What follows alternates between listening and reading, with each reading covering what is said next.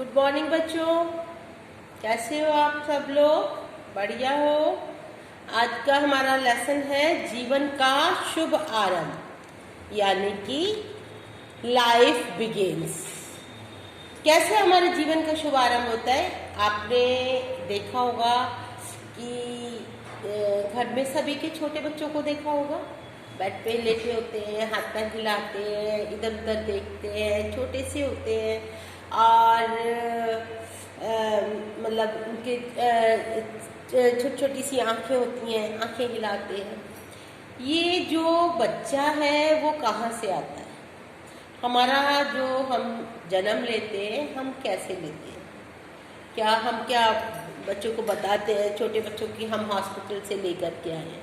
आपने कई बार देखा होगा अपनी फैमिली में भी, जैसे कि आपके कोई आंटी है या मासी है या दीदी है या भाभी है, तो वो शादी होती है उनकी और कुछ समय के बाद उनके बेबी होता है ना। सभी के लाइफ में ये फेज आता है। वो बेबी जो है हमारा कहाँ से आता है, ये आपको सबको पता है, शायद यह नहीं पता। इसी के बारे में ये आज का लेसन है।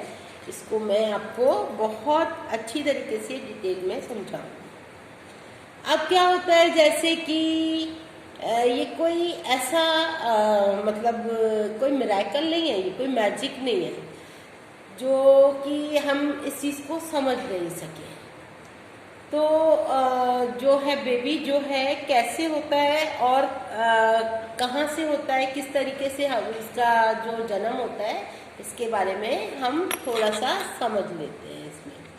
ठीक है, क्या है इस लेसन में कि जो है बेबी की क्या डेवलपमेंट होती है माँ के पेट के अंदर, और कैसे वो इस दुनिया में आता है, और वो जो है पूरा उसका डेवलपमेंट, मतलब जो 9 मंथ्स में जो माँ के पेट में बच्चा होता है वो किस तरीके से पलता बढ़ता है और उसकी क्या क्या देखभाल करनी होती है, उसके बारे में हम इस लेसन में बात करेंगे। ठीक है।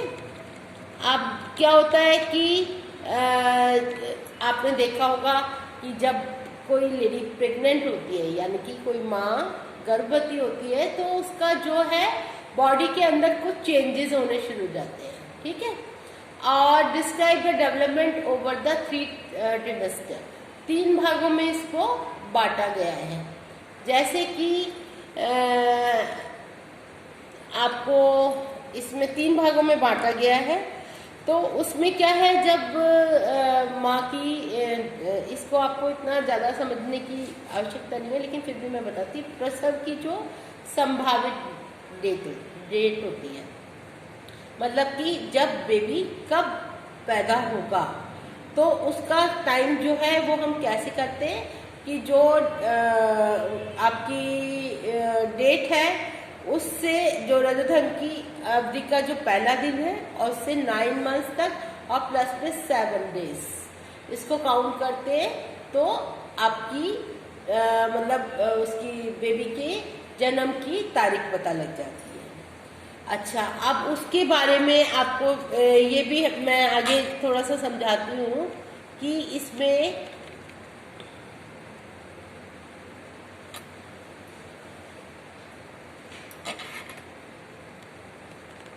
ये इसको आपको इतना मतलब समझने की वो नहीं है इसमें कि 3 ट्रिमेस्टर है। इसमें फर्स्ट होता है first month to 3 months, 3 to 6 month और 6 to 9 मंथ्स।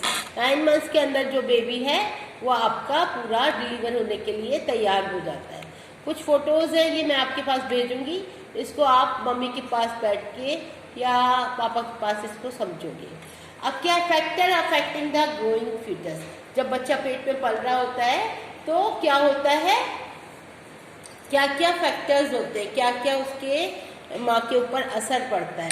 तो फर्स्ट तो जो है माँ की जो इमोशनल स्टेट है उसके ऊपर बहुत फर्क पड़ता है कि अगर जैसे माँ अगर खुश रहेगी, उसको कोई प्रॉब्लम नहीं होगी, तो वो एक अच्छे और बहुत ही इमोशनली स्ट्रॉन्ग बच्चे को जन्म दे पाएगी। और इसीलिए कहा जाता है कि जो माँ अगर वो है प्रेग्नेंट है लेडी, तो उसको किसी भी तरह की टेंशन या स्ट्रेस नहीं लेना चाहिए, उससे हमेशा बच करके रहना चाहिए। फिर सेकेंडरी जो है वो मदर की डाइट है। मदर की डाइट क्या है? जो अगर माँ अच्छा खाना पीना खाएगी तो बेबी को भी उतना ही उसका बच्चा जो है वो स्ट्रॉन्ग और हेल्दी पैदा होगा। तो इसलिए कहा जाता है कि मदर की डाइट पर भी हमको बहुत ज़्यादा ध्यान रखना चाहिए। ठीक है, उसको क्या है, उसको हमें खाने में क्या क्या देना चाहिए? हड्डियों के विकास के लिए आवश्यक कैल्शियम हेतु उसको 2 समय दूध जरूर देना चाहिए, 2 या 3 समय दूध देना चाहिए। प्लस में उसको जो है आपको दूध या दूध से बनी चीज़ों का ज़्यादा से ज़्यादा प्रयोग करना चाहिए। राइस और wheat for carbohydrates required for energy. जो चावल और गेहूं है वो हमारे शरीर में क्या देते हैं? शक्ति प्रदान करते हैं, एनर्जी, काम करने की एनर्जी देते हैं, तो उसको वो भी अवश्य ही खानी चाहिए। फिर है pulses, eggs, non vegetarian food for proteins required for muscles development, यानी कि मांसपेशियों के विकास के लिए प्रोटीन चाहिए होता है। उसके लिए हमें क्या क्या खाना होता है? दालें, अंडे और जो है कुछ लोग नॉन वेज भी खाते हैं। फिर उसके बाद है आपका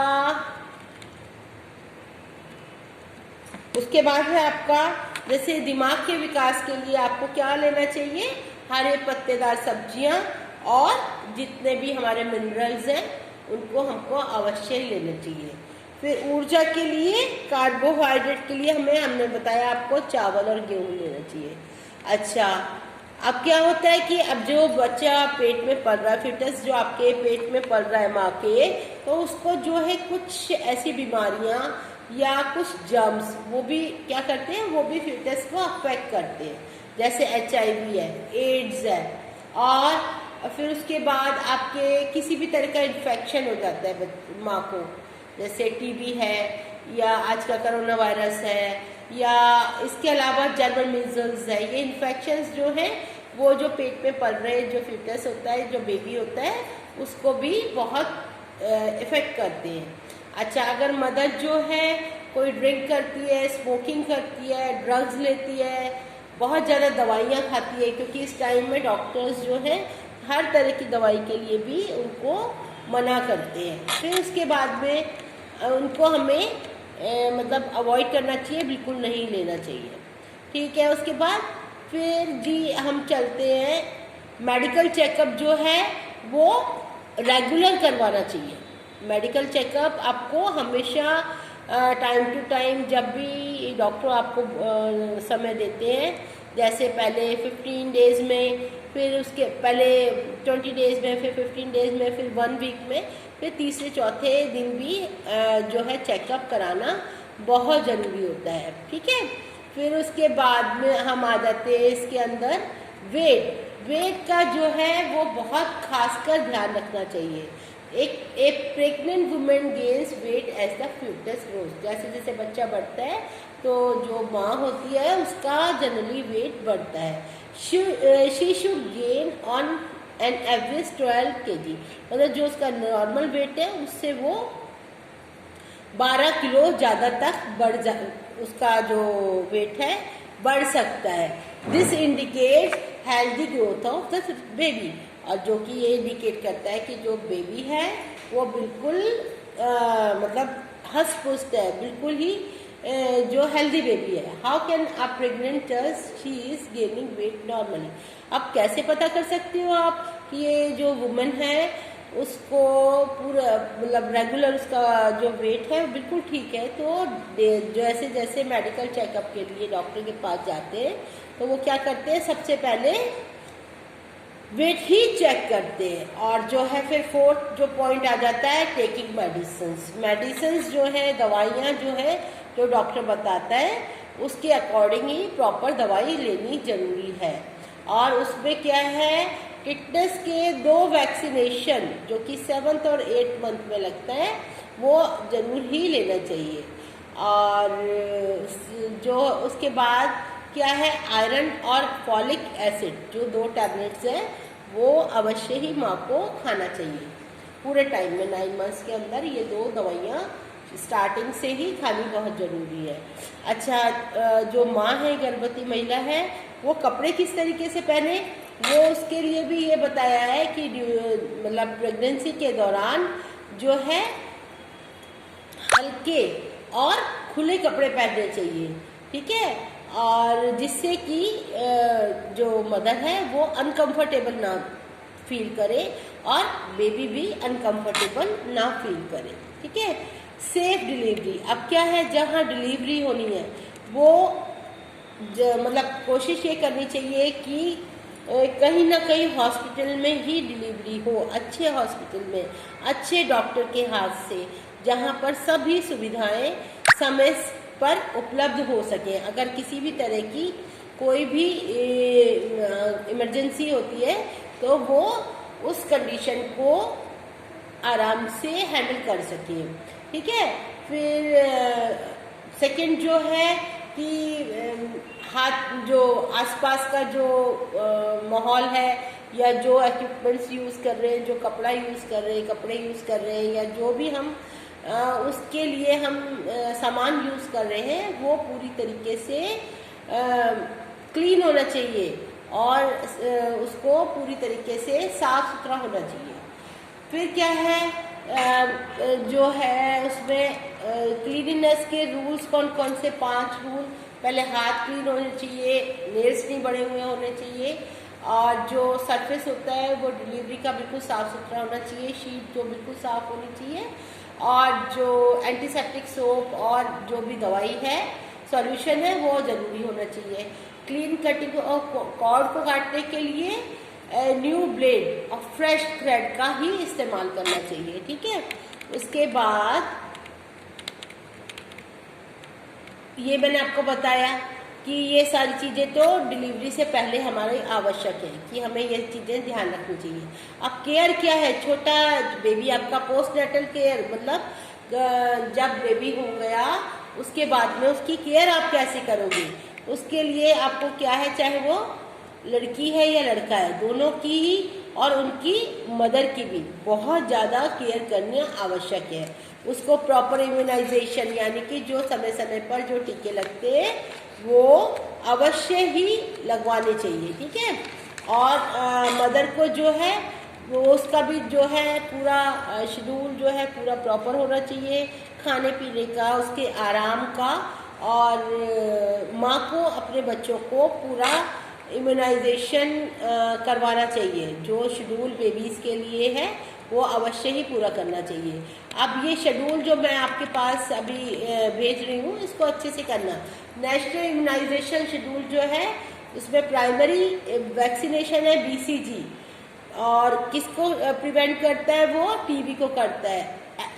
टाइम ऑफ बर्थ ही लग जाता है, मतलब जैसे ही बच्चा पैदा होता है उस टाइम BCG लगाते हैं।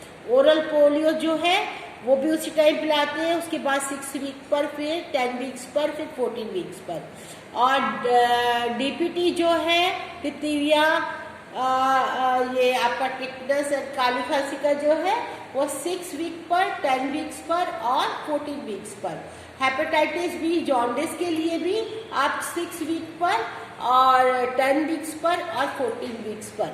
ये मैं आपके पास अभी भेजूंगी, आप इसको अच्छे से टेबल को समझ करके अपने पास लिख करके रखना कॉपी के अंदर, क्योंकि ये अवश्य ही आ जाता है इसके, ठीक है।